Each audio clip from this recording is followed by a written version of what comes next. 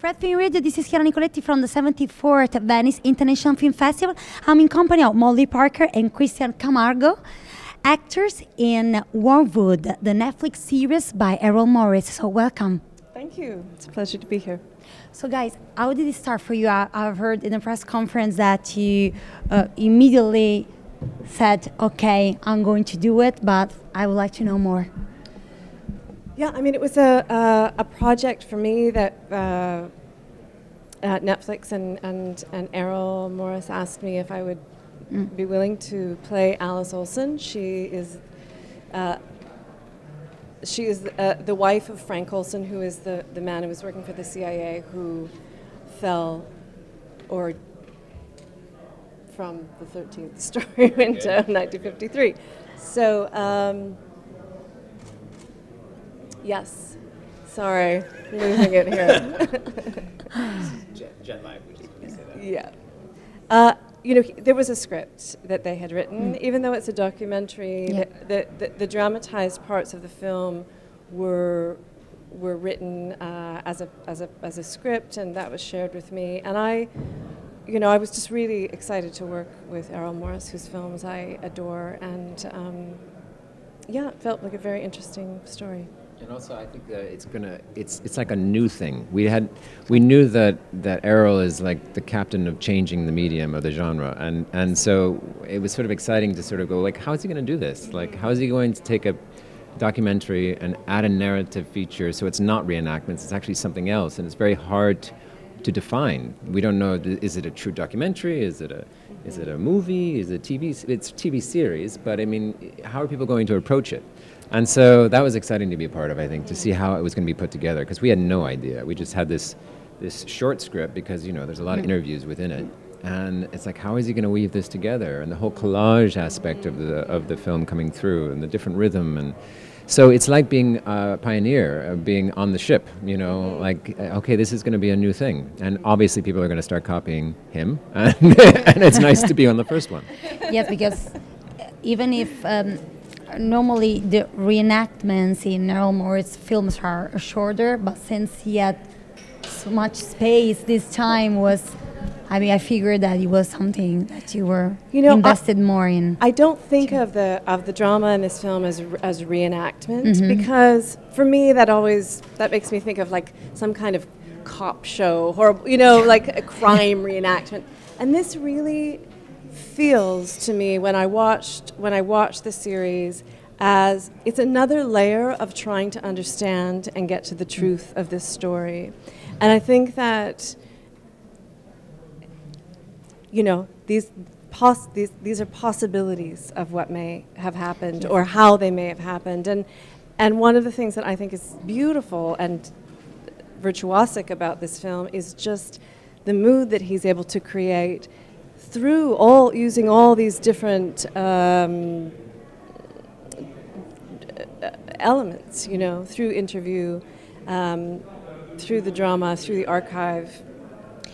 Did you feel the need to try and, let's say, I don't want to say imitate, but trying to impersonate the real person, or since we're talking about a film and Errol gave you the freedom to develop your own character? It's such a good question, because this question of impersonation came up right the first time that I spoke to Errol about it, and he said to me, I don't want that. I don't want impersonation. Yes. And I was so glad, because really that's not what I don't do that very well anyway.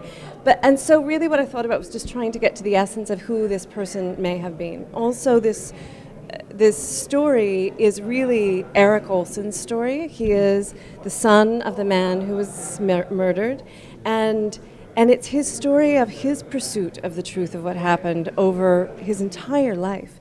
And so I play his mother in the film, but really I am playing his version of her, if you know what I mean. I have to think about it a little bit like that. And because she's gone, she's passed away. She wasn't somebody that I could sort of talk to, and so it's the movie very much is about a pursuit of truth, and yet even as soon as you start to make a film, you are looking for the truth.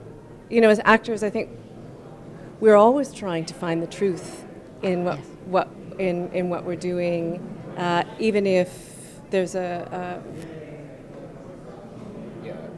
real kind of element to it, a reality element to it. Mm-hmm. Yeah. It's a version. It's like a painting, you know. It's like a portrait. You create something of a real person, but it's in itself tells its own narrative, its own story. And I think it is like the mirror up to nature. That's what Errol is doing, is sort of pointing the finger in as far as America is concerned, as far as the circumstances are concerned. And the same thing we're doing with the characters, sort of having liberty and license to sort of add our own, you know, element to it.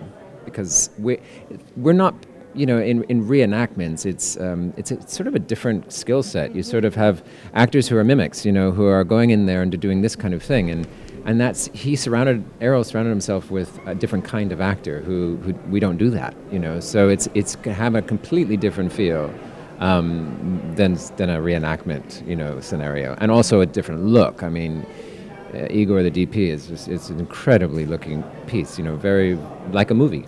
You know, so it's very, very hard to define.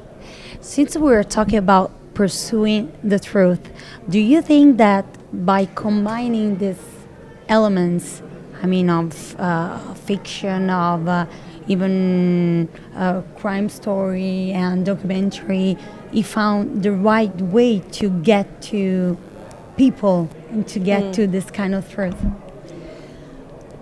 Eric Olson, who the story is very much about his experience, pioneered a using of collage for a kind of analytical purpose.